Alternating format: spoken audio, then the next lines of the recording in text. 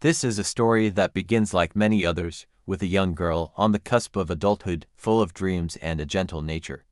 Her name was Kelly Ann Bates. She was just a teenager, described by everyone who knew her as sweet, a bit shy, and incredibly kind. She loved animals and had a soft spot for anyone in need. Like many girls her age, she was starting to explore the world, to figure out who she was and what she wanted from life. She lived in a small community in Manchester, England, a place where everyone seemed to know each other, and life moved at a steady, predictable pace. But beneath the surface of this ordinary life, a shadow was looming. Kelly was at that vulnerable age where love feels like the most important thing in the world. She fell for a man named James Patterson Smith. He was significantly older, more than double her age, a detail that raised a few eyebrows among those who cared for her. To a young and impressionable Kelly, he likely seemed worldly and charming. He promised her a life of love and protection, a future she could build with him. She was smitten, completely and utterly. Their relationship started quickly. Kelly, believing she had found her soulmate, moved in with him. To her, this was the ultimate commitment, a sign that their love was real and destined for forever. Her family was worried. An age gap that large, coupled with Kelly's youth and sweet-natured naivety, felt like a dangerous combination.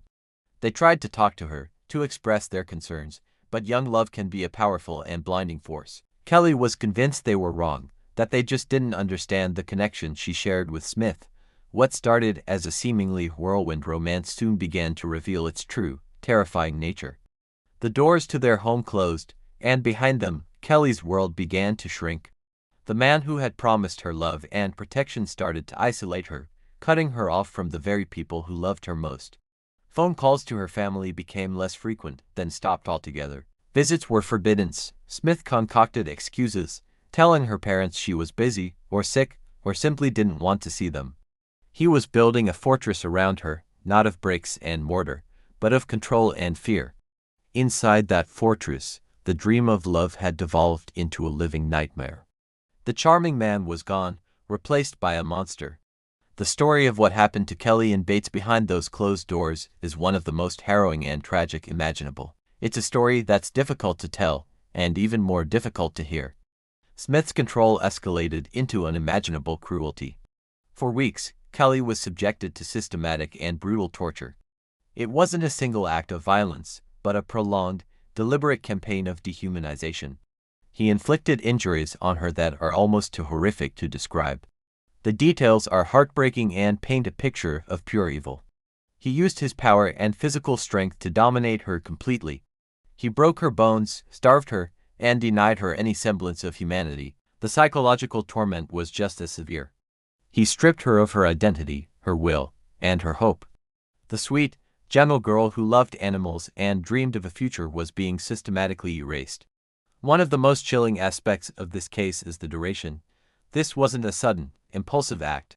It was a slow, agonizing process that stretched over a period of about 4 weeks. 4 weeks in which Kelly was trapped, alone, with no one to help her.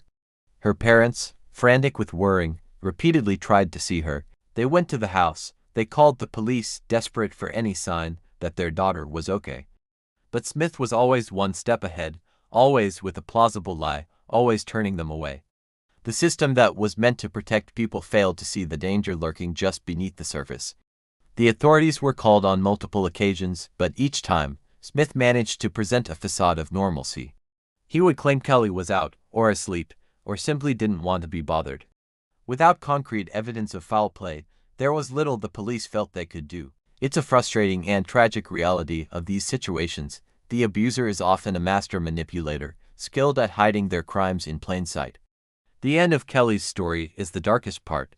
On April 16, 1996, after weeks of enduring this unimaginable suffering, Kelly Ann Bates succumbed to her injuries.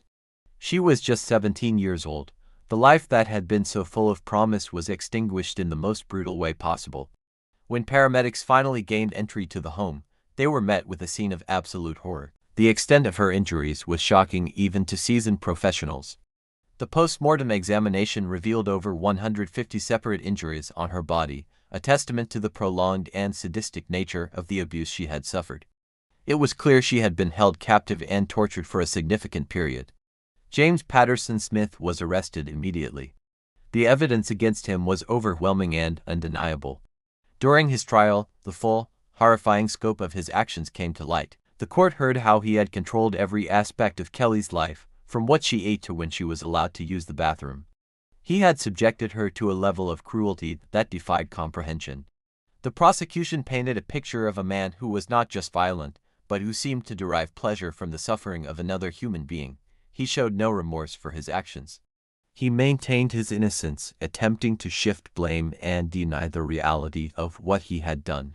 The jury saw through his lies. They found him guilty of murder, and the judge, in his sentencing, described the case as one of the most dreadful he had ever encountered. He called Smith's actions the catalogue of depravity. Smith was sentenced to life in prison, with the judge recommending he should never be released. He was, in effect, told he would die behind bars, a small measure of justice for the immense suffering he had caused. The story of Kelly and Bates is a stark and brutal reminder of the darkness that can hide behind closed doors. It asks a cautionary tale about the dangers of coercive control and the insidious ways abusers can isolate their victims. Kelly's family was left with a lifetime of grief and the unbearable knowledge of what their daughter had endured. They had tried to save her, but the wall of control Smith had built was too high. Her case brought a renewed focus on the issue of domestic violence in the UK. It highlighted the need for greater awareness and better protocols for law enforcement when responding to calls where coercive control is suspected. It underscored the importance of listening to the concerns of family and friends, of recognizing the red flags of an abusive relationship, isolation, jealousy, control, and a significant age or power imbalance. When we look back at a story like this, it's easy to ask, why didn't she just leave?